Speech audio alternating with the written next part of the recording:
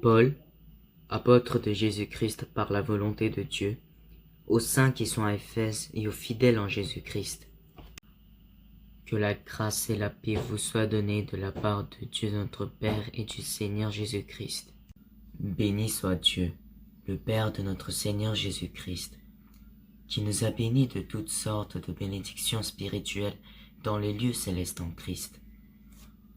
En lui, Dieu nous a élus avant la fondation du monde, pour que nous soyons saints et irrépréhensibles devant lui, nous ayant prédestinés dans son amour à être ses enfants d'adoption par Jésus-Christ, selon le bon plaisir de sa volonté, à la louange de la gloire de sa grâce qu'il nous a accordée en son bien-aimé. En lui nous avons la rédemption par son sang, la rémission des péchés selon la richesse de sa grâce, que Dieu a répandu abondamment sur nous par toute espèce de sagesse et d'intelligence, faisant connaître le mystère de sa volonté, selon le bienveillant dessein qu'il avait formé en lui-même, pour le mettre à exécution lorsque les temps seraient accomplis, de réunir toutes choses en Jésus-Christ, celles qui sont dans les cieux et celles qui sont sur la terre. En lui, nous sommes aussi devenus héritiers, ayant été prédestinés suivant la résolution de celui qui opère toutes choses d'après le conseil de sa volonté,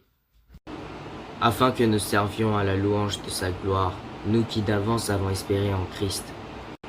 En lui vous aussi, après avoir entendu la parole de la vérité, l'évangile de votre salut, en lui vous avez cru et vous avez été scellés du Saint-Esprit qui avait été promis, lequel est un gage de notre héritage pour la rédemption de ce que Dieu s'est acquis à la louange de sa gloire. C'est pourquoi moi aussi, ayant entendu parler de votre foi au Seigneur Jésus et de votre charité pour tous les saints, je ne cesse de rendre grâce pour vous, faisant mention de vous dans mes prières, afin que le Dieu de notre Seigneur Jésus-Christ, le Père de gloire, vous donne un esprit de sagesse et de révélation dans sa connaissance, et qu'il illumine les yeux de votre cœur, pour que vous sachiez quelle est l'espérance qui s'attache à son appel, quelle est la richesse de la gloire de son héritage qu'il réserve aux saints, et quelle est envers nous qui croyons l'infinie grandeur de sa puissance, se manifestant avec efficacité par la vertu de sa force. Il l'a déployé en Christ, en le ressuscitant des morts, et en le faisant asseoir à sa droite dans les lieux célestes, au-dessus de toute domination, de toute autorité, de toute puissance, de toute dignité, et de tout nom qui se peut nommer, non seulement dans le siècle présent, mais encore dans le siècle à venir.